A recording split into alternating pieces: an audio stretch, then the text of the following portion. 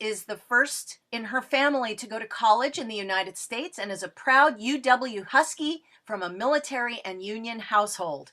She has a broad range of experience in politics and government, having worked on campaigns from school board to presidential campaigns and for advocacy in nonprofits like Planned Parenthood, NARAL Pro Choice, Washington, and One America. Outside of her day job as government affairs director for Forterra, she serves as a PCO in the 29th Legislative District in wonderful Pierce County, and we are proud today to welcome Olgi Diaz. Put your hands together or up in the air. Olgi? Thank you. Great job giving some energy there. I like it. So since I've got a good crowd here this morning, I just want to go ahead and thank the 34th for hosting and for having me here. It's really nice to do events with folks, even though we can't do it in person and we can't kind of mingle and water cooler and do the things that you would normally do. It's still good to be in community. It's really, I think, kind of healthy. Otherwise, we're just kind of potatoes looking at different screens for different purposes on the weekend. So it's good stuff. And I'm really appreciative. I did a really great job reading my bio and a little bit more to orientate yourselves around me and kind of why me and what makes sense here. Is that I have a really integral knowledge of both how party politics works from having been a PCO here in the 29th, gosh, over 10 years now, on and off again. And then I also worked for the state Democratic Party in two different ways. I was what's known as a field organizer for the coordinated campaign. That was actually my first job out of college. Down here in the 29th, because this is where I grew up. So this is where I kind of know and where my stomping grounds are. And then I went back to the party a couple of years ago, and I was actually the state party affairs director. And so I got really intimate with a lot of the different bylaws and the governing documents of both the actual state Democratic Central Committee and each of the individual county and party orgs at the city, at the county and the state and the LD level. So I'm pretty knowledgeable on just how our systems and our programs and our own history is like what it is in the state, what it can be, and where some of the pitfalls are and where we kind of tend to sort of stumble ourselves as leaders and volunteers in the world in making it an inclusive space. So for background here today, I'm going to go ahead and cover with y'all a little bit of history on just like Democrats in general nationally before I drill down a little bit into some of our more local history and our policies.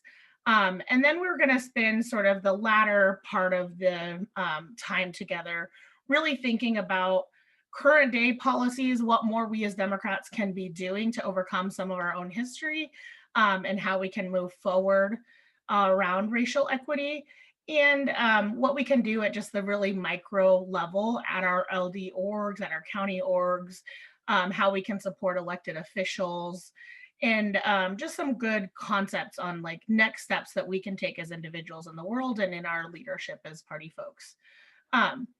So to kick it off, I'm going to say start here.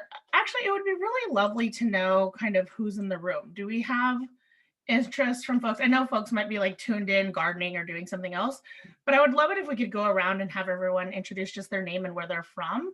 So I know kind of if you're all on Vashon or if we're all sort of in different places, that would be lovely just to orientate. I will go first. My name is Rachel Glass, and I am the first vice chair of the 34th LD Democrats. So I was part of the, I'm part of the hosting entity today and helped to organize this event. So thank you, Olgi, and thanks everybody for being here today. And I will go ahead and pass to, I'll pass to Carla. Good morning, everyone. I'm the chair of the 34th, Carla Rogers. Thank you for joining us this morning and listening to this really important information from Olgi. Olgi, thank you so much for bringing this to us. Passing to Nancy Ruhauser, if Nancy's available. Hi, I am from the 46th district up in North Seattle, but I got the email through my boyfriend who knows Colleen. And I'm very interested in equity and inclusion, and not just in the Democrats, but in all the organizations I'm in. Everybody's so white and old generally. And I'm interested in every level of grassroots organization getting more inclusive. Let's see. Well, I'll pass it to Colleen. Thanks, Nancy. My name is Colleen Hinton, and I live in Burien, and I am the Elections and Caucus Chair on the board of the 34th LD, and very excited that we're putting on this program. Thanks all, everyone, for coming. Sorry, I will pass it on to Catherine Crane. Hi, I'm Catherine Crane, and I live in the 46th as well, but a friend forwarded this to me, and I'm also really interested in social justice issues and wanted to see what you all had to say and learn from it. And I will pass it to John. Hi, I'm John Brockhouse, and I live in Leschi. And the boundary lines of my district have been changed so many times, I'm not sure if I'm in the 37th or 43rd right now. But I am happy to be here. Thank you for putting this on. And who's left? Let's see. Did Anne go? Anne. I think it's Anne's turn. Anne? Yeah, hi, I'm Anne Udeloy, she, her pronouns. I'm from the 46th. And I'm just really excited to participate in this because I have so much learning to do. I'm grateful for every opportunity to learn. Thank you. Let's see, Jay Williamson.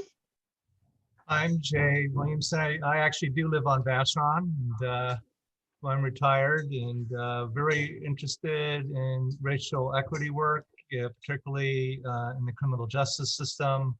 And but I'm always interested in learning more about historical and current racial inequities in our society. So I want to thank the 34th for putting this on, and I'm looking forward to it. Stephen Butts, has he talked yet? Yeah, my name is Steve Butts. I'm in the 34th district. I'm currently the outreach co-chair. I've been the outreach chair for 10 years now, and now I have a partner in that. I'm also the newsletter editor, and I guess my main thing is access to voting. So it's always been important to me.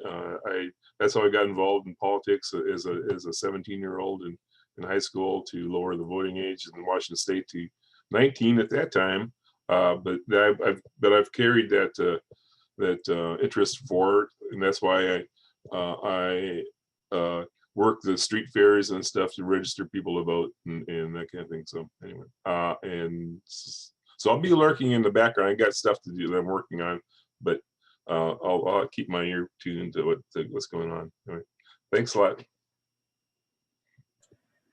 Thanks, Stephen. Super helpful. I saw some folks dropping it in the chat, which is also super helpful. Is anybody else maybe with their camera on, or if they're interested in speaking up just to hear a little bit more what folks are from? I don't want to cut anybody off if you are dying to let me know. Give it a minute. Nope. Hi, my name is Laura Johnson. I'm with the 21st Legislative District, also on the Edmonds City Council, and excited to be here today. And I apologize, my camera does not work, so that is why I'm not going to be using it. No worries, no pressure. Like I mentioned earlier, maybe before folks are on, folks are doing other stuff, so it's totally okay. I'm also someone who will turn on a Zoom and leave the camera off and be doing things, so I totally understand. Well, thank you for having me. Yeah, thank you for being here. I'll go. I'm Mindy Woods. I'm also in the 21st Legislative District, PCO, and I work in human services in the city, as well as serve on the Edmonds Diversity Commission, and very involved in social justice and anti-racism work. Great, thank you, Mindy. Yeah. Did anyone? Yeah, go ahead. Oh, were you gonna say something, Rocco? I just said I'm Rocco. I'm PCO down in Burien. Oh, you're just so quiet. Sorry, my headset. I'm Rocco. I'm a PCO down in Burien. Nice to meet you. Thank you. Great. Did anybody else want to introduce themselves? No pressure. All right. It's a really helpful sampling for me to just know where folks are at. We're going to get some info out to lots of LDs around and some elected officials, and that's exciting. So thank y'all for being here. Like I mentioned, I want to go into some of the very early history of the party, and I'll sort of tie back to it as we talk about different contemporary policies. So that's why I'm starting here. Some of you may know this, and quite frankly, I'm not a historian. I may fumble on a little bit of it, and you may know better than me. One of the few ground rules I will give us for today's meeting is that if I get something wrong, correct me in the chat by all means. But it's actually one of the core tenets I'm going to give you later on and how we work together with our party folks is how to call people in rather than calling people out. So if you feel this strong urge to sort of say, well, actually, perhaps maybe take a moment and think back to why you feel that way before you go ahead and well, actually me or anyone else who you're interacting with. So just a little note there for y'all. But I think it is also really helpful if you know something and I have misrepresented it or stated it differently to think on maybe why I did that or actually give us a moment to educate each other and so that we don't come out here spreading around fake news. So all helpful. It's all in tone delivery, I find. So we start back at the beginning of where Democrats are from, where we started, how we came to exist as a major party. We were actually founded by Martin Van Buren back in the late 1920s, sort of coupled with Andrew Jackson's run for president. Martin was a little bit frustrated by there being so many parties, and he actually did it as an attempt to return to a two-party system in this country. And I would say it is wildly successful on that front because we have basically been a two-party system for most of the time since then. Thanks for killing the Whigs there, Martin. But it sounded like there was some fracturing in all the parties. And so he just kind of took that moment to really cluster folks around this deeply held together belief of states' rights and being anti-tariff. And then there was a lot of core tenets that have shifted or moved throughout the years for Democratic Party politics. Party politics, not unlike race, not unlike gender, not unlike many different things in our society, are completely socially constructed. So we get to decide what at any given time as a society any of these things are defined as or mean. And so the Democratic Party at the time was very unified around this concept of states' rights. Like I mentioned, they were super anti-tariff. They did things that sounded a lot, quite frankly, like the current contemporary Republican Party. One of their biggest founding tenets was also that they were agrarian. So they were really adamantly pro-slavery, quite frankly, because that was the economy of the time. They were also very suspicious of big government, sort of snooping into their own autonomous work that they were doing in their farms or in their sort of day-to-day lives. And like I said, if you kind of look at that, it really does sound a lot like a different party than the one that we have now, but it also sounds pretty core to some of the messages that come out of the Republican Party around smaller government. And I think that that's important because a lot of populist candidates have come out of Democratic Party politics, both then and now. So a lot of that core sort of thinking and those core values do inform the way that we sort of carry about our work today. I mean, folks like Obama, Bernie, they have built big coalitions of people who center on central ideas or values, not unlike the original Democratic Party, even though the value is actually a different set of values, as opposed to Republicans who now sort of frame themselves around just generally smaller government. They don't have, there's not a lot that they are for, there's a ton that they are against. whereas we have a lot of many different moving targets that we are for. And I think that's why it's often hard for non-political insiders to figure out what really at the core is the difference between the two parties if they don't have a strong value set around one of these like guiding forces for, say, Democratic Party, like healthcare reform or voting rights. It can get a little hard for someone who just is trying to work their 9 to 5 and doesn't necessarily feel like a political animal to really understand the nebulous difference between the two parties. So hopefully all of that makes sense. I also want to talk a little bit about where the Democratic Party donkey came from, because I think it's very silly and funny and a little bit heavy that we still have this. But it's a result of that actually first campaign that Andrew Jackson ran for president.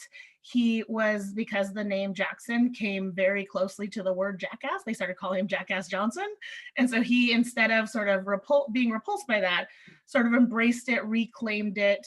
And then as a result, a cartoonist later on by the name of Thomas Nast started putting it in the big publication of the time called Harper's Journal, and cartooning Democrats and Republicans as the Republican elephant and the Democratic donkey.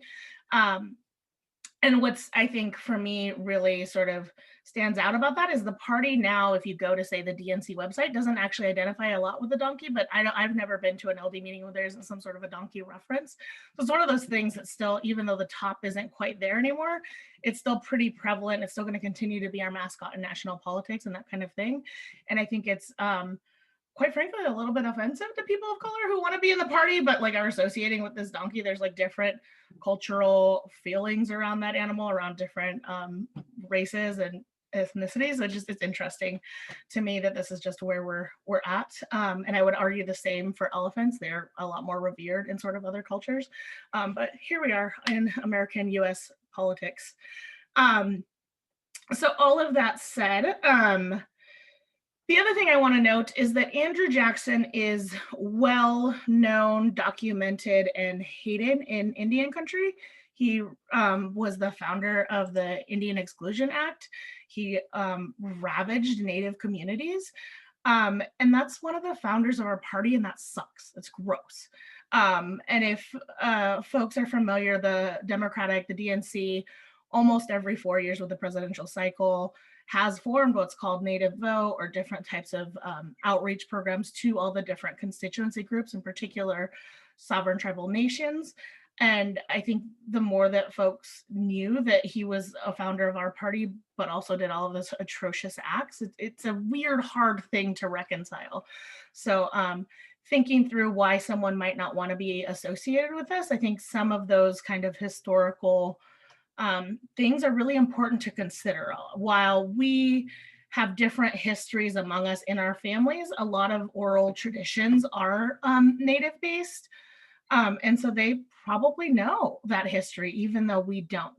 And there's a deep-seated way that even white supremacists, quite frankly, founded the way that we teach education in this country, which I'll actually show you all a video about, because I prefer my learning to happen through comedy. And so I have this lovely woman who I watch every week who teaches me things, but it's The Case for White History. So I think after I finish going through some of the Democratic Party stuff, I can show that to y'all. But it's quite frankly a need to learn the actual white history, because the Daughters of the American Federation of the Daughters of the Confederacy formed for the explicit purpose of whitewashing history, not just to centralize it around white voices, but kind of remove all of the ugly stains in history that didn't make them look so hot. And so when you're the folks who are the Daughters of the Confederacy, they got onto school boards and they changed curriculums, and textbooks had to be run by them. It's a deep-seated white supremacist culture, not just in democratic politics, but in our country, that I think folks just frankly don't know about. And there's a reason why we sort of know things the way that we know them now. It's because someone once before us decided how they were going to teach us things. So then we also get to the fact that the party is really sort of at the core this this institution that was held together by these core tenets that they all shared and believed. it wasn't how we might think of it, as like held together by duct tape with a bunch of North and South pro and anti-slavery flangs kinds of constantly fighting, but rather they kind of lived in harmonious, like they were happy. It wasn't like don't ask, don't tell. They were very much obliging that the South was pro-slavery and that the North was maybe just not anti-slavery, but like okay with slavery, even though they weren't doing it themselves.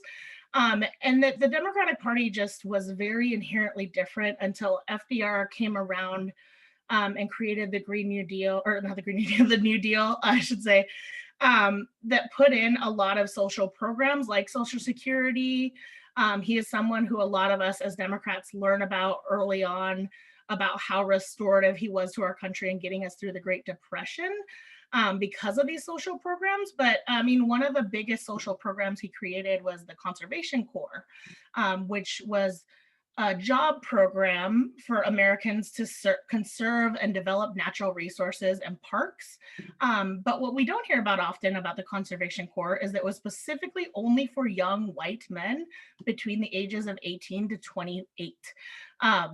So that, I mean, right, like if that was to be enacted now, which is something that was recently discussed, I think as recently as last year, is how we could bring back the Conservation Corps in an effort to bounce back from COVID. And there had to be some reconciling there around like, this is a program that cannot be narrowed to who it was narrowed to the last time it happened. And so we have to sort of wrestle with some of that, putting someone like FDR on a pedestal, even though he did some incredible reforms for us as Democrats and as a country, that they were sort of the product of their time. The 1930s were just not a post-racial society. We're never going to be in a post-racial society, but it just wasn't the most equitable of programs. And quite frankly, the Democratic Party stayed pretty closely contained around policies that helped, frankly, only white people until the civil rights movement that really, frankly, broke the party in half. And a lot of those Southern Democrats who were out white supremacists left the party and joined the Republican Party. And that's how we get more closer to the Democratic Party that we know today, is when that fracture happened. And so I don't know how much folks are familiar with a lot of that history. I really brushed past a lot of it, but that's some of the core of how we came to be who we are and where we are. I mean, even myself, if I wasn't even allowed to vote, the right to vote until the 1920s in this country, but if I could have, I certainly would not have been a Democrat before Kennedy.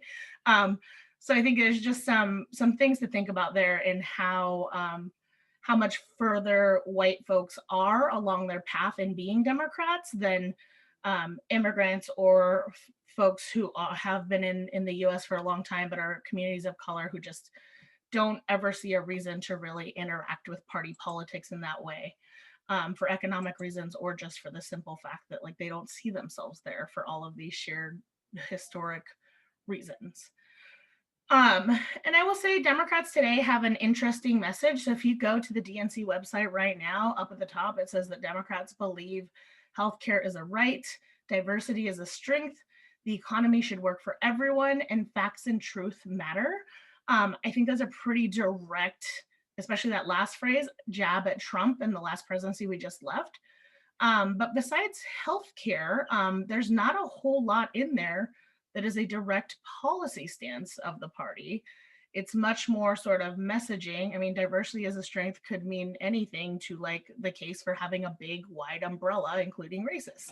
So like nothing about that is necessarily anti-racist in nature. So we can't sort of, as Democrats or as progressive people, assume that everyone reads those kinds of things the same way that we do if we're looking at it from a anti-racist lens. An economy that should work for everyone is not inherently the same as when Bernie talks about abolishing the oligarchy or talking about removing student loan debt, right? These are a lot of our policies that we try to enact as Democrats fall in line with this overarching idea, but they're not necessarily prescribed in there. Healthcare is a right, but does that mean that they're going to start fighting for Medicare for all, or which type of healthcare is a right? Are we going to start getting some laws that protect women as much as they do men, all of the in healthcare specifically or in anything. These are some of the questions that are very much left up to individual elected officials at every level of government who decide to run under the Democratic Party lens. So I am not here to critique any of that. I think it's actually a strength, but I think it's just something important to note as we as party leaders think about who might walk into our party rooms, that they might have a different idea around it than we do. And even your own leadership, your vice chair and your chair could have different values and thoughts around it. And sort of leaving some space for that is, I think, really important. The other thing I wanted to highlight for folks that folks may not know is that our Democratic Party chair is now a Black man from South Carolina, and that's pretty cool. I think it's pretty not publicized the way, and I'm sure it's partially the pandemic, but the way when Tom Perez came in and everybody was very clear, like Tom Perez speaks Spanish, he's Latino. It was like a big deal because there was a big fight for his seat. Jamie Harrison even ran against him. I don't know that anybody really even ran against Jamie Harrison. Biden just sort of quietly appointed him 2 months ago. So that's kind of a big deal. He was the person who ran against Lindsey Graham, for folks who don't know, who I'm just referencing off cuff there. But I assume we all have Google machines and you can look up Jamie Harrison a little bit more about him. But it's, I think it's really powerful. It's really exciting. Actually, one of the things that came out from Jamie having run against Tom Perez was he became one of the deputy directors of the DNC, and he ran a program where he was trying to get DNC money out to local parties, I think to the state parties. And it was, I think, called something like every zip code, let's fight in every zip code or something. And so he was kicking 10K grants to folks all across the state or all across the country before he actually ran for Congress. And so that, I think, is part of what helps make him a household name in certain households or in certain areas, was that he was giving out money in places where folks hadn't really invested before. So I'm hoping that he brings forward some of those things in how we organize for the next presidential election, but also the next midterms coming up. Because at the core, the DNC is not a racial justice org, it's an org to elect Democrats.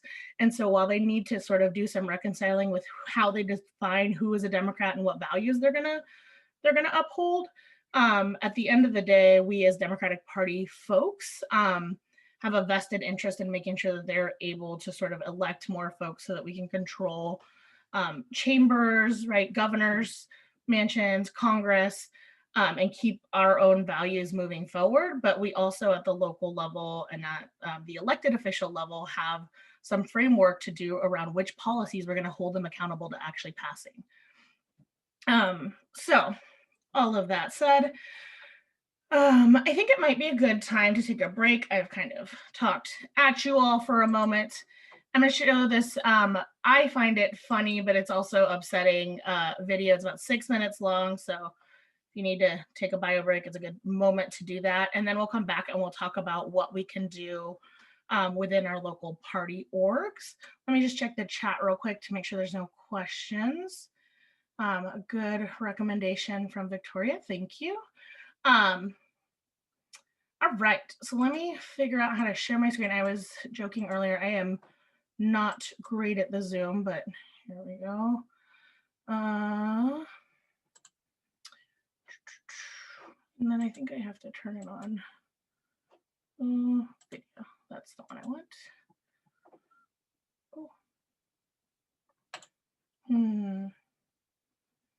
Maybe I won't be able to, I might have to just put the video link in the chat. That might be actually better so that I don't take your time in here. Let me see if it works. And if it doesn't work, if I hear a resounding, I can't hear the sound, then we'll do that.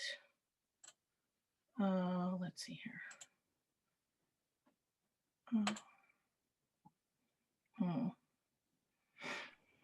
Olgie, if you want to send me the link, I can share my screen and play it if that would help. Ooh, is that helpful? Okay, let's do that. Sorry, I'm so bad at Zoom, y'all. There we go. I always worry that I'm going to hit play and then the sound isn't going to come out, and then I'm just going to like be frustrated because I figured out in Zoom how to play just my sound, but somehow not both.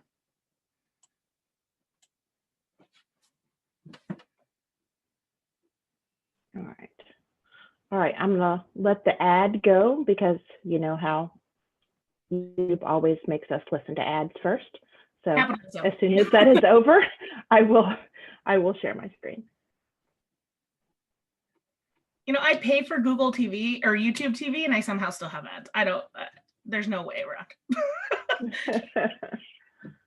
All right, let's see here.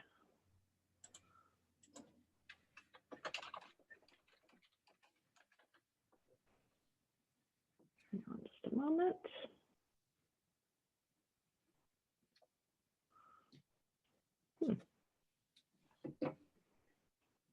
I'm getting no audio. Give me a second. Sure.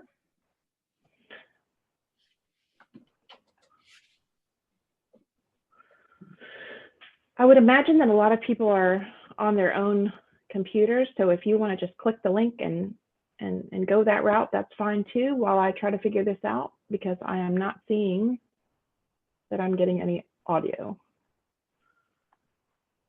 Yeah, that was the pickle I ran into too. We can just leave it there for homework if you'd like to stop fussing with it. But if you think you're there, Sure. I want to stop. Definitely not there yet. Okay. And I'm not sure why. Sorry, I'm usually pretty savvy at this, but for some reason this is not working for me today. How much of a break did you want to take? Did you want to step away, Olgi, for a moment? No, not at all. I am happy to just Okay. keep plowing through. I think folks can watch that Okay. on your own time. Okay. And I would actually highly recommend, she does a whole segment. Amber Ruffin is a comedian who was a writer on the Seth Meyers show and now has her own spinoff show. And if you are willing to watch her once a week, her show is only on once a week. She actually does these really cool how did we get here history talks that I find really informative. They're usually 5 to 6 minutes and they tell you a lot about how truly did we as a country get to this place. This one is about why we need a White History Month, and it's fully calling out that white folks and all of us have not learned the true, real, raw, ugly white history of this country. So it's not the case to say get rid of Black History Month, but it's certainly the case for let's teach history the way it happened, not this cleansed version that we all kind of sort of have and know in our common vernacular, even not just in the classroom. And then she did a really great one recently on housing policy and how we got here and redlining. So there's just always something interesting going on there. And I will plug that one of the things that I actively chose to do that I sort of loosely did before Trump was elected, but I think everyone had something different that changed for them when Trump was elected. For me, the big thing was I stopped actively listening to podcasts or TV shows or anything that was sort of, I did the opposite of the Bechdel test. If it wasn't like headed or leaded or written by a person of color, I just wasn't really watching it for the most part. I still watch, unfortunately, Tiger King. There's a few things that like I will still dive into, but for the most part, I generally feel like if I'm spending my outside of day job time on something, I'm gonna try to spend it in community with folks who think like me or for folks who don't think like me. So Mandy Kaling is a really great example of someone whose culture and identity I don't necessarily personally identify with, but someone from whom I can learn a lot. I also have the tendency to prefer to learn things based on comedy than say NPR talking to me. So that's just my general lens, which is why I lean on things like Amber Ruffin, Trevor Noah. They're just really great folks in common popular culture who can teach you things without you sort of realizing that you're sitting down to learn something, which is a good sneaky way to learn things. And it's also, I think often, especially in particular, Trevor Noah being from South Africa gives an interesting lens on white American politics from someone who is not from here originally. So anyway, that was my commercial for why we should watch things that are sort of different from what's around our house. I still love Stephen Colbert, but also he is different from what's in my house. So if he's a lot like what's in your house, maybe think about watching someone else in addition. So all of that said, we can fast forward to what we're going to do in our LD meetings today. Because we want to make sure that we're not sitting in our LD meetings and pretending like we as a country are free from some of these vicious party wrongs and some of the critiques that folks might have if they show up at a party meeting saying something that we're not ready to deal with, just sort of give some space and some room for that. And one of my most hated things that I hear from my friends in party politics is I both in one meeting we'll hear, we really want more young people, or we really want more people of color, or we really want more parents, or we really want X, Y, or Z who is not currently at our meetings or in our work. And then the moment someone shows up who is any one of those things and is new, they will say, well, you don't know, you've never been here, or I've never seen you here before. So it's sort of this weird double-edged sword that we do in party politics. We especially do it, I think, to candidates, which is very funny, not funny, uncomfortable to me, because if we can't recognize someone who maybe has been leading in their local Rotary or leading in their local Girl Scout troop, but not leading in the LD as a leader who we would want to lead us through parties or through our elected official offices, and we're going to prioritize someone who's been in the room with us in the LD meeting. I think there's nothing wrong with being more familiar with the person who we sit with every once a month, but there's something very uncomfortable about telling someone who hasn't been here before that they shouldn't come here because they haven't been here before. There's an amount of reconciling that I think we all have to do, because we've all done it, right? So there's an amount of that we gotta sort of sit with and deal with. And then I also wanted to talk about the reason in particular people don't feel comfortable or drawn to partisan politics for their activism. A lot of folks do get active in other sort of issue-based campaigns. So they might be a part of something like the tenants union because renters' rights are really tantamount and important to them, and they haven't had quite the time to engage with, say, the local party whose obviously values center around tenants' rights, but aren't foremost in the work that we're doing every day. Because our core work as local parties is to elect Democrats. That is, I mean, there's also social aspects to it. There's community works that some orgs do.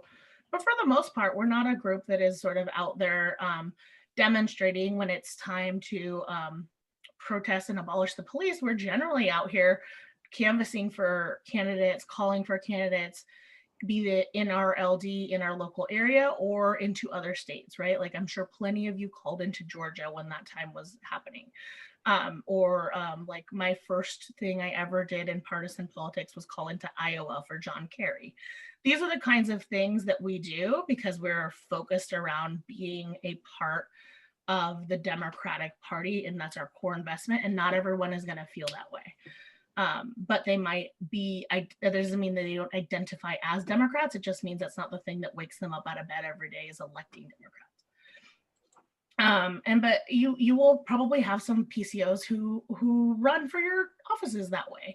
And we have to make space for that and be excited about those folks and the value that they bring to the room. I've never been in a meeting where we didn't have one person who's like, I am the local expert on healthcare because I want to get Medicare for all, or I am the local expert on voting rights because I'm really excited about that issue and that's what brought me here today. And they are as valuable as those of us who sort of wake up every day and sort of think about the broader big tent work. So we want to think about some of the policies that our elected officials run on and run for and what they are pushing in their respective legislative bodies. We all have something that gets us excited, if it is maybe ranked choice voting or something really aligned with Democratic Party politics. That's not uncommon. But many people do have something that gets them out of bed, like equal pay or healthcare rights. And we have to sort of think about both how we create space for people to have those different views on different things and how we hold our elected officials accountable to a couple of core tenets. So you should all, as party orgs, the state party has one, a platform that these are the core things that you want to do. There'll be resolutions that come through sometimes on different matters. thinking through how we can use these things as another opportunity to not be necessarily call outs, although sometimes there's a call out needed. I've got a Pierce County sheriff right now who has to go. So sometimes it is a call out. But generally speaking, if it's someone from within our party who we want to help try to move along to where we want them to go, it's helpful to pass these kinds of resolutions and inform folks and have conversations.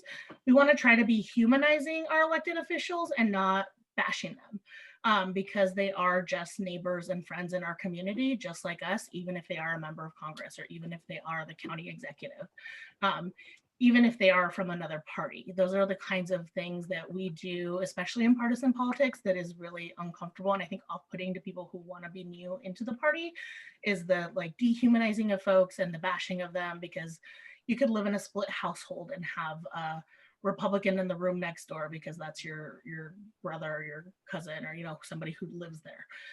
So people are just much more complex than I think we often arrive at our LD meetings with our partisan hats on. And we have to kind of leave some space for that. We also have to think about the gatekeeping that we do in our local orgs. One of the biggest tools and weapons we have at our local Democratic Party organizations is our bylaws and our rules and our general voting practices. So thinking through as a leadership, how you might, or taking this back to your leadership, if you're a PCO or if you're in an office in your LD, taking it back to them and sort of saying, hey, I see that we only allow members to vote. Is there a way that we could change the bylaws so that there's new ways to become members? Because maybe we have two really active, exciting folks in the same precinct and our membership is very closely defined around only being a PCO. Thinking through some of those things and what might work and what might not work, and then working the actual issue. Because there's definitely going to be folks who take issue with you expanding membership to beyond a PCO. But it's important to look at what places and points at which in our orgs where we lead, we are gatekeeping, because we don't want to be gatekeeping for the sake of gatekeeping. We want to be gatekeeping for the sake of actually advancing us as a party and electing more Democrats, but keeping a gate around who can vote on an endorsement or on a resolution, as opposed to who can vote on an appointment, which is one of the statutory purposes of PCOs. There's some flexibility there that I think folks try to sort of use one way that we can do work and paint everything with the same brush, when I think there's more inclusive things that we can do. There's also a couple party orgs who have clubs versus LD organizations. There's not a ton of them, but they're interesting remnants from, I know in the 29th, we're one of the few orgs who has a club and an LD. And the club is able to just define membership as someone who pays dues or shows up at the meetings. And it's a more, I think, fun social way to have a meeting, because we don't have to adhere to Robert's rules. We can just sort of meet. We would always meet at a Mexican restaurant in town and just hang out. The elected officials always came. It's kind of a good time, as opposed to the LD meeting, which can be a good time. And I think there's a lot of practices we have to implement. Something else around gatekeeping is making sure that our meetings look and feel the way we would want to actually be with each other in community. So something that we do at one of the boards that I work on is every time we have an in-person event, when we start going back to those, is we offer childcare, so that you can start bringing in more parents, because LD meetings, I think in the past, were populated by more parents depending on who was running them, right? So if it was a labor organization who was running it, they might know that a lot of the folks need childcare and they would just prioritize that, or they might be meeting at a place that has it built in. Childcare does not have to be the state-defined like child early learning educator. It can be someone who's willing to sit in the back with the kids with a coloring book and activities, and like it's well seen, we can all help govern that, right? Or it could be in the neighboring adjacent room. There's got to be more flexibility around who can be in the room, so that we're being mindful of how we're gatekeeping our own meetings, because it just got to be more welcoming to folks of all different affiliations of like family orientations, I should say. The other thing to think about is when we meet, when we return to society, is around food. Food is a big thing that helps bring people together. And I know that with allergies and different things, it's hard to think about what kind of food you can serve, but it's often, you can find like fruit that is gluten-free. You can find different pieces that would accommodate different kinds of allergies. But for the most part, if you can try to have some sort of a meal, some sort of a beverage, it really does help sort of have people there who might be coming straight from work. I'm very guilty as someone who did the Seattle to Tacoma slog all the time. I would roll into that LD meeting hangry and then nobody wanted to be around me. So thinking through some of those ways that you actually sort of create an inclusive space for our meetings that are often on a weeknight after work when families would be having dinner, if it can be more oftentimes something where this can be their dinner activity, I think it's a good way to bring in more families and more folks of diverse work histories. The other thing is to maybe rotate when meetings happen. So around that same gatekeeping structure is thinking about if we only ever meet the third Wednesday of the month, somebody who works evenings will never be able to attend that meeting. Or someone whose kids recital is always, or like practice is always that night, will never be able to meet. So diversifying when you hold your meetings, not just your events, will also be really helpful to bringing in new people beyond just sort of looking at the core culture of how we do the work in the meeting. I hope those are really helpful tips. They're sort of some of the things that I think about in other orgs and that I've seen really implemented well in different LD organizations or county orgs. And then also thinking about who the leadership is. So when we all know statutorily when reorgs are happening. So as leaders, if we can start thinking through who we might want to lead the org in when we're done, or who is going to be, if I'm running for chair, who's going to be my vice chair, I'm running for state committee person, who's going to be the other state committee person, are they representing values that are reflective of our whole district and our whole area? Thinking through some of that, cultivating leadership, being proactive and who you're mentoring and who you're bringing up with you. Party politics, it's a party. It should be fun. It shouldn't be this competitive chore that we're all doing. So the more friends you have in it, the more friends who are leading it, the more community-centered and minded folks who are running the org, the more of a party it's gonna be. That's where it's where we spend a lot of our spare time. So it's a good way to think about how you're bringing folks in and how you're building something that's going to be bigger and better after you're gone. Maybe you move on to the next thing or whatever, but you want to make sure that the seeds that you laid for how we're running the meeting or how it's working is going to carry on past your leadership. And then one of the other things that I think happens often in party policy and politics is weaponizing folks' mistakes. So if someone says the wrong thing, we sometimes will not let it go for the rest of eternity. We'll always have, especially in screenshot culture, we always have that screenshot of who said what, where on the internet, and folks will share that. And it sort of grows to be even bigger and weirder, and it can be made broad hay of. And I'm not here to say that we shouldn't call out things as they happen, but I am here to say sometimes a personal conversation with someone who said something bad or wrong out of a lack of knowledge is more helpful than screenshotting it or yelling at them or sort of quickly telling them about themselves. It's more helpful sometimes to slide a DM or to like really just have a personal one-on-one conversation and say, here's why that hits uncomfortably, rather to do the education moment. And then if they keep being this way, then we know that they're this way and that's a different animal. But sometimes people don't know. There's culturally a lot of age differences, that terms that used to be okay are no longer okay. Society is constantly shifting the way that we talk about folks. So like, I, for one, feel like a dinosaur when I talk about communities of color, when we're supposed to be talking about BIPOC communities now in terms of Black and Indigenous people of color, right? So like, we know that cultures are shifting and that we have to sort of adapt and learn, but it also requires that interest and that thirst for learning. So if you can try to incite that in folks who may or may not be interested in learning about it, I think that's much more helpful sometimes than really weaponizing something against someone. And I think one of the places where that often comes out really hard in democratic politics is around either resolutions or endorsements. And thinking through how you can set ground rules before you enter into some of those harder meetings and conversations is going to be really helpful to you as party leaders, because you've told people up front what the expectations are. So when you hold them accountable to what the expectation is, they were aware of it. If you sort of after the fact say, we use Robert's rules here, and you can't say that racist thing. If we didn't tell them that up front, maybe they didn't know that. I mean, they should know that, but like maybe they didn't. So being able to sort of at the front end of meetings, come up with some ground rules that are communally agreeable, I think that's really helpful.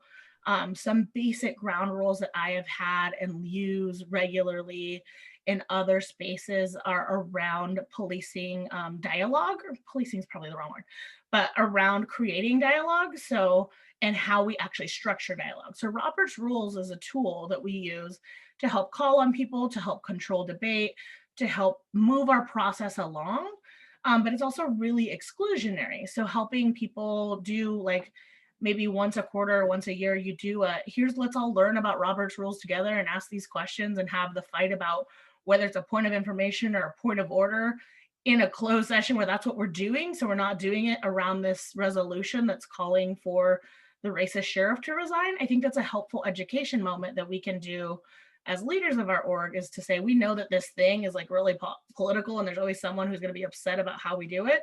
Let's have that meeting and that conversation in a space, and then we're able to move a little bit more smoothly when we all know and understand and deeply agree to the rules, sort of in community ground rules. It's a really helpful way to make sure that folks are educated on what culture we're trying to create.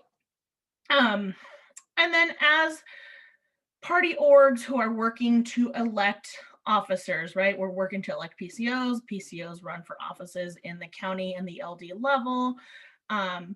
We also have actual candidates that we're trying to support and vet and figure out if they do match our values, or if they're already an elected official, sort of push-pull with them for how we get them to sort of do the work the way that we want it done, based on our values. And that's where things like resolutions come in. So I want to just say that as our electorate gets more broad, as our population in Washington is historically a very white state. As we get more inclusive of folks who are here, folks who are coming into our state, we have started, even just after Trump, seen astronomical advances the amount of people of color who are elected to office or who are running for office. Just even night and day in the last 4 years, there's I think triple the people of color in the legislature, definitely like quadruple the amount of Black elected officials. They are not legislating in a vacuum. They have entered one of the most racist institutions we have in this country, which is state legislative governments. Those institutions aren't built for people of color. They were certainly not built by people of color. And so they are very much walking into those spaces raw and new, and with fresh perspective that sort of has to be, we as LD folks and PCOs can help them by just checking in on them once they're there, right? If you have an elected official who is a new person of color, odds are many of you on this call do. Have you sent them an email that isn't just, hey, I want this bill passed, but is, hey, how are you doing? Are you okay? What do you need? And the same thing I would say goes for candidates, even if it's not the candidate you endorse.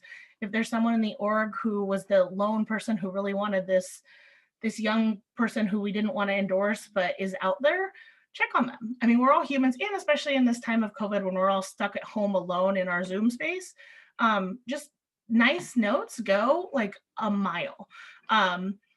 And you don't know where that young person who maybe wasn't quite viable this year, what they might run for in the future. Maybe they could be your next LD chair, right? Thinking about how we can take folks who come to one meeting and try to bring them back for the next engagement is also really helpful. And I'm not here to say that we should not disagree with our elected officials because we're Democrats. I mean, Democrats control the governor's mansion, the House, and the Senate in this state. We have 7 of the 10 congressional seats. we're going to disagree with them sometimes, and we're going to want them to do things differently on different issues than they are doing.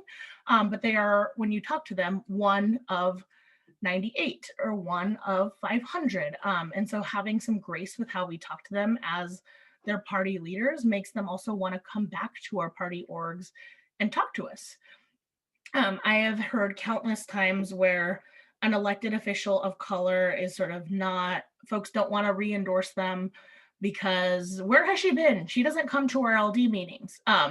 And that is the same kind of thing that we do, like I mentioned earlier, with folks who maybe have never been to a party meeting, show up one time, are a PCO, and then don't show up again until there's an appointment. As leadership, we should probably call them and say, hey, I've seen you haven't been around. What's going on? Is there something we can change? What habits are causing you to, or what things are we doing that aren't causing you to want to be here in the room with us? And maybe that's what it is. It just didn't feel seen. The reason when you go to certain stores, they have a greeter is so that you feel welcomed. And party politics and meetings are not dissimilar. I know I, for one, am a super introvert. I don't really like being talked to by strangers when I'm in the world. But when I am greeted at a store, I may not like, I may like crunch up in the situation, but it definitely does make me leave that place feeling like, oh, well, someone cared that I was there. And so doing some of that follow-up with new people is also really helpful. And like I said, doing some of that follow-up with candidates who maybe we don't endorse is also really helpful to talk to them, a debrief about why we didn't endorse. Or elected officials who never come to your meetings, inviting them again, even if they haven't been there in 30 years, inviting them again. Eventually, if you invite them every year, they have to show up. Like you are the community too, right? So like thinking through how you can kind of keep finding the balance between being the squeaky wheel and being inclusive is it's a fun balance to play with elected officials in particular. So that's some of the things that I wanted to highlight there. I've said a lot of things, and I apologize. I really do hate PowerPoint, so I did not put them on a PowerPoint to anchor for folks who may be visual learners. But I do want to pause here and ask if there are questions, if we should go into that space of having more of a dialogue between each other, because we do have a more digestible group. If folks have questions, I haven't checked the chat at all, I've just been going. But do folks have questions or thoughts or things, maybe ideas that you've implemented at your organizations to help make a more inclusive space?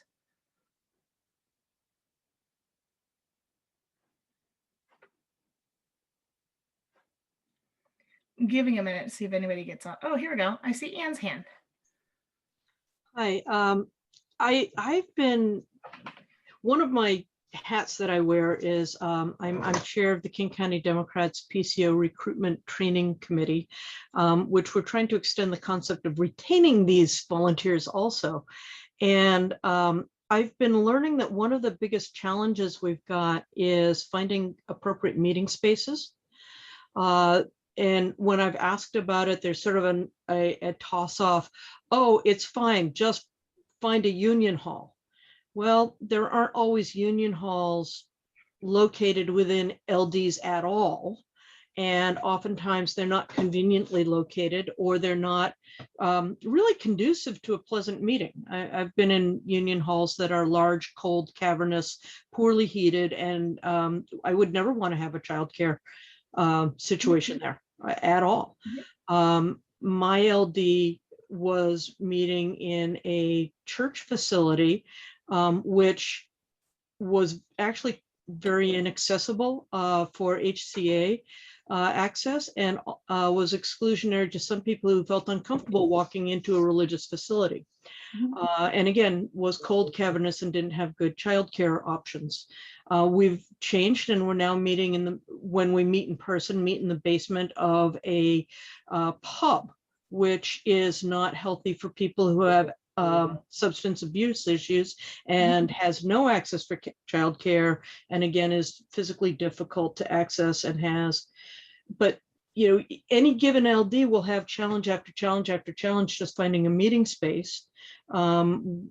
Public meeting spaces like libraries are often unavailable on a regular basis, and so that one issue of finding a reliable, routinely available physical meeting space has posed innumerable challenges in community after community after community. And I'm not saying that there's an easy solution to this. I'm just saying that it's routinely one of the biggest struggles. And after you find that space, then finding a meeting time for people, the balance between being able to schedule in advance for several months, but then necessarily excluding people who can't meet that exact schedule keeps popping up.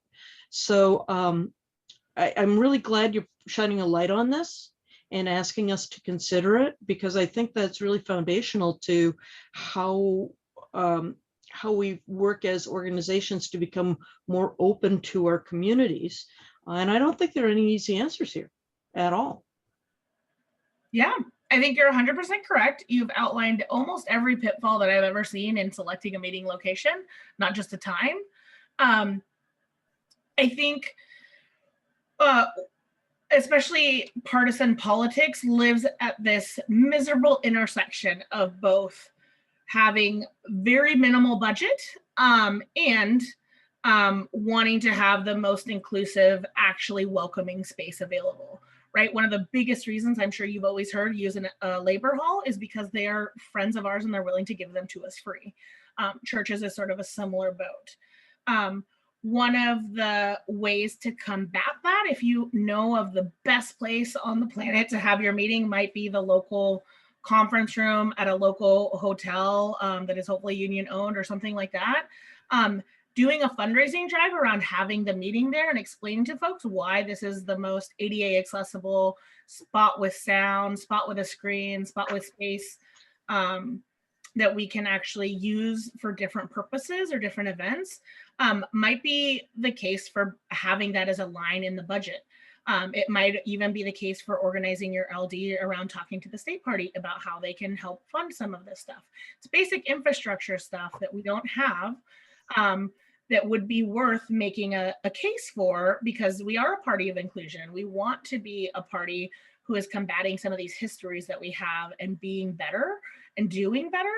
And it's quite frankly, I talk about it all the time when I do candidate training of a budget is a values document.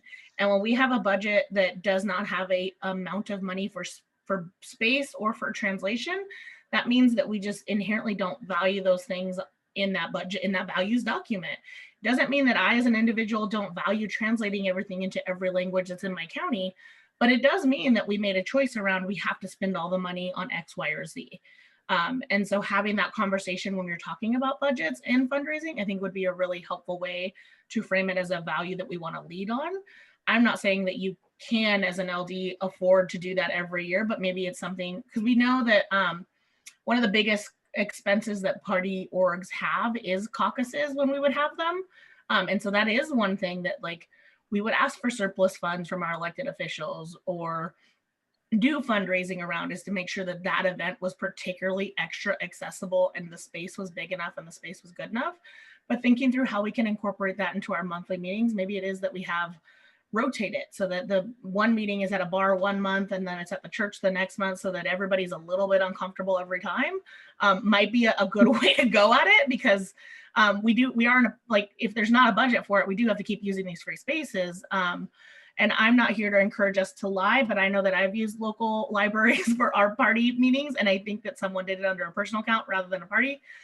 Or I think maybe it's just the Pierce County Library System lets political orgs be meeting in their space. So thinking through how we can get past some of the inherent barriers that are just like in our society, but money is the biggest one. So if we want to try to have meetings that are more inclusive, rotating them around is a solution. It's not the best solution, because if I have a substance abuse disorder and I am having to go to the bar, that's going to suck, but that might just be the one meeting a year I skip. So that might be, it also makes it a pickle for organizing, right? So if you can't say where your meeting is every month, that's another sort of different barrier. But I think as we're all having, there's more avenues for having free email distribution systems, or maybe we're still just doing a good BCC or CC email to everyone to tell them when the meeting is. I think we can keep people up to date. Oh, this is the meeting where if we have two spots that we rotate between, we do rotate between this restaurant that serves alcohol but maybe isn't a full ass bar, or we rotate between the church. I think that would help people know, oh, this is the on month or the off month that I go. Because I just don't think we're ever going to find the one unicorn space that is free. And if we can't raise the money to have a paid space that is the unicorn space, these are some of the compromises we might be able to make. Is that helpful? Okay, there's a Olga, yeah, great question in the chat. I love this in particular.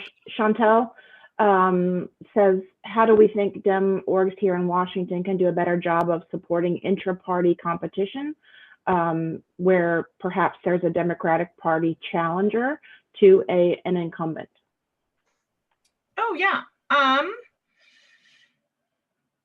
I think, what can we do better? I think setting, like I mentioned earlier, setting the ground rules ahead of time. So making sure that our processes aren't nonpartisan as party politics. They're explicitly like, are you a Democrat? Do you fit these criterias that we're saying make you a Democrat? Is helpful as you're setting out an endorsement season. So if you have a Democratic Socialist running in your group or in your area, and you know they're going to come to your organization for an endorsement, set out a process that explains to them which values they have to hold to get our endorsement, and then adhere to them, right? So it's the transparency of telling them, here's what we have decided as an endorsement org we're going to require from folks. Whether or not they meet that is on them to figure out if that's within their own values and party, their own sort of party values to get there or not. But then they know that it's outlined for them if they're aware of these are the different rubrics we're gonna have to hit. I do that kind of work in my, one of the boards that I serve on that is a multi-partisan organization. So we have 4 core tenets that candidates have to adhere to. And they're mostly around women's rights and family rights and equal pay. So we will endorse a Libertarian or Republican or anybody who is pro public funding of abortion, as long as they've hit these markers that we've required and we've advertised to them ahead of time that we're requiring, then we'll endorse them. So I'm not saying that the party should endorse folks who are not Democrats. I think that that's actually a problem, but they should certainly consider endorsing folks who are socialists or who are Democratic socialists or who are these different left or working party folks, different factions of left politics that align with Democratic values. So not necessarily saying that they are the Democratic candidate, because if they're running in a different party, they don't want that. But if they're running for our endorsement, there's something from us that they want. So making sure that we're clear about what our criteria are ahead of time is, I think, helpful. But I think the same goes for like just the how we talk to folks. So if it is an intra-party, a Democrat versus a Democrat head-on, which is maybe where the question was actually coming from, and I've gone to a weird place, is there's just gonna be an amount of, as a Democratic Party, either incumbent watching or favoring, or maybe even the opposite. If the incumbent has not come to your party meeting in 30 years and you hate them, you might be supporting or have recruited this new person to run against them. Or someone who is more left of them, who just supports your values more. And I think that's okay. You can't take the partisan out of partisan politics. It's inherent in the nature of it. We are going to keep being political animals because this is what we're here to do. But it's that transparency ahead of time that says somebody, the chair, someone should meet with the incumbent or the person who we're not going to endorse and have that debrief with them, or that precursor meeting, to help explain to them what it is, because it helps for the relationship building, because you don't know which person is going to win. You can certainly have a horse in the race that isn't the establishment horse, but you should cover the base as humans to talk to the person who you're not going to support and tell them why, or do the debrief or do the onboarding. Does that help, Chantel? I went to 2 very different places. Yeah, it does help. And, you know, I was just thinking about, you know, as more progressives are running for these offices, that this is coming up more and more. And I know, like, at the national level, they just lifted that stigma of working with. So, I mean, I just think it's really important for the growth of the party. And yeah, so thank you. Mm-hmm. Chantal, I would just add, if you can bear with me for one moment, is one of the things we're doing is we're not going to be kind of pushed into an early endorsement. We want to wait until the filing deadline has passed so that we can be open and have an open door to any candidates running. Just because you're an incumbent doesn't mean that we have to, get behind you early in the cycle. So I would also suggest that, because a lot of times folks don't decide to run until very close to the deadline, and you don't want to close that door until the deadline is passed. Yeah. Also, one of the ways I get around things is making sure I send stuff to everyone and letting them self-select out or in. It's just like more transparency, more upfront helps. I did see Ruth mention in the chat that Zoom is a lot more accessible. And I would say it does. I am getting increasingly nervous about returning to the world where we now end up in hybrid situations where half the meeting is happening in a spot and then 2 or 3 people are calling in the Zoom. I'm hypersensitive to it because it happened to me a lot as a person who lives in Tacoma. So they're like, oh, the meeting's in Seattle, just call in on the Zoom. I don't want to do that. I can't hear you guys. I'm not privy to any of the conversations that are happening in the room. So I think those are things to be mindful of as we start going back into society, is how we can think through making those kinds of hybrid meetings more inclusive, putting in, I think, some strong ground rules around we can kiki, we can have a conversation in the room, but it's not going to happen while we're recording and while we're gavelled in, right? Like keeping side conversations in the in-person room versus outside is going to be, I think, tantamount to like really keeping the meetings inclusive. But I think in particular, some of those, especially Eastern Washington LDs and county orgs, they have like 2-3 counties in them, and like driving between the 2 sites is like impossible. So they've been doing this, so they might have some best practices we can learn here on the west side as folks are sort of stuck on different sides of the Ship Canal, or now that West Seattle's an island, unfortunately, right? Some of these things that we're gonna have to try and navigate in the intermediate is helpful. Also, Zoom has new features where they will sort of do more closed captioning or more built-in translations, and it might be a thing that is only built into paid Zoom accounts. I'm not sure, because like I mentioned earlier, I'm very bad at Zoom, but I have seen it in Zoom meetings, so it might be worth also looking back at that budget and that values to see if that's a thing that is within a raisable amount of money or budget to get into the Zoom features to help bring in more folks, and not following my poor example today of not having a written presentation that we can give to people for folks who are visual versus talking learners, or like agendas are really great for meetings because it helps us anchor. Pasting agendas in the chat, those kinds of things are really helpful. And I think one of the big things that's happened in Zoom land is leaving behind of some of our more core folks who have always been to our LD meetings because they did not use computers. Like, it's just not a thing that was for them. And it's been really hard to see how hard that's been on them, because it's not like I could just go over there and help them put it together, which I had done in the past. So it's figuring out how we can do some of that work to keep it as inclusive as we can of all of our folks from all of our different abilities, because it's not necessarily a disability that makes you unable to do a thing or a meeting. It's just different abilities. But I appreciate that, Ruth. Does anybody else have other thoughts or questions or things we can discuss here, or should we call it 10 minutes early? I want to be respectful of folks' time too. I've really enjoyed talking with you all, and it's been a fun thing that we don't get to talk about, frankly. So I've enjoyed it. Hope y'all gleaned something.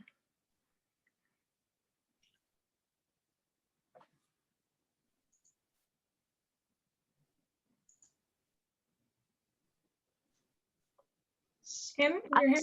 Yeah, Sorry. If Mindy has a comment, I've already spoken, but yeah, I did have one more question later on. Go ahead, Mindy. I was just going to say I appreciate you putting this on, and it is certainly something that I see a lot, and I'm appreciating that we are calling this out and learning together and how to navigate better within the Democratic Party. So thank you for doing this. That was all. Thank you. Awesome. Well, I'm going to make a little final word here real quick, just to remind you that change makes sense. Again, we appreciate anything you can do. Again, it helps us put on more programs, and we'll be doing this at least once a month in addition to our regular meeting every month as well. Also want to just call out a couple of our upcoming programs. On Monday the 5th, which is a week from Monday, we have 2 speakers coming in to talk about modern monetary theory, which is a really interesting and very progressive way of looking at our economy and how to fund the things that people need. Definitely encourage you to put that on your calendar. And then prior to our Wednesday, April 14th monthly meeting, we're also having about a 45-minute presentation around sexual assault awareness. And it is Sexual Assault Awareness Month, April. So got a great presentation ready for you there as well. And we have all this information on our website and our Facebook page. You guys are doing thank really you. good work. Cool. Olgi, thank you so much. Olgi came to our board meeting and our board meeting retreat and gave us some leadership training in the same space. So we're all working very hard as a board to be more inclusive and really change our local LD for the better. So thank you for your time and energy. All right. Anybody have any parting words?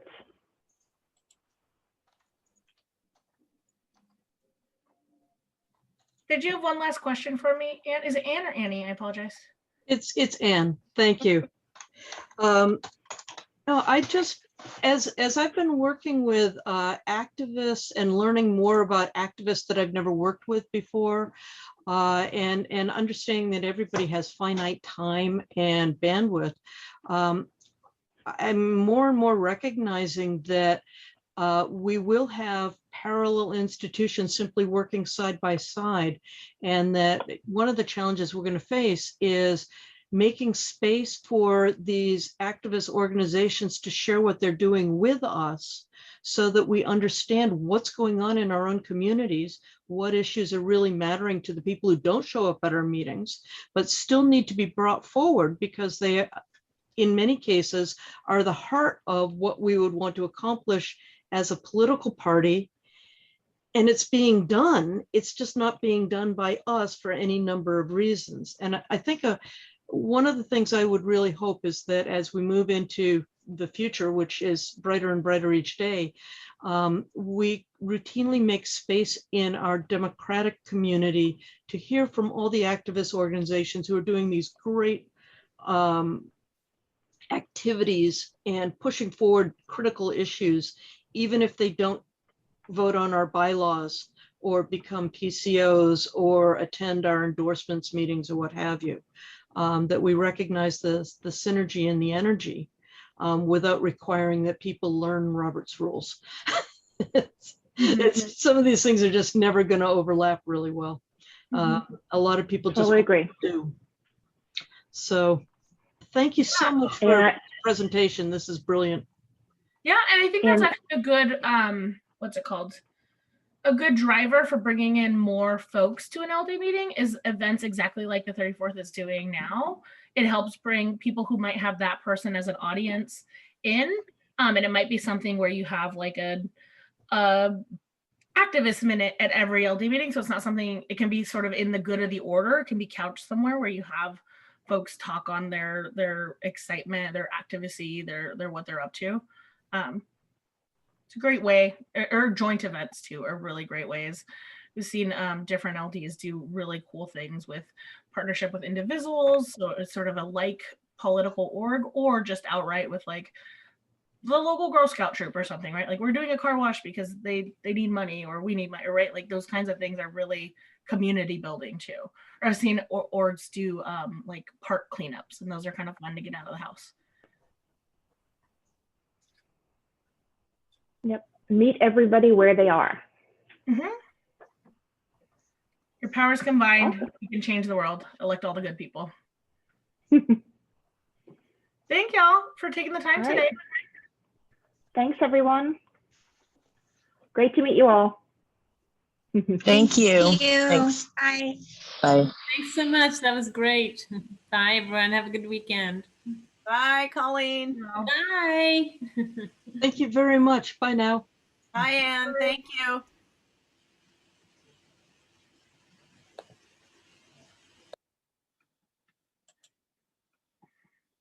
Oh, yeah.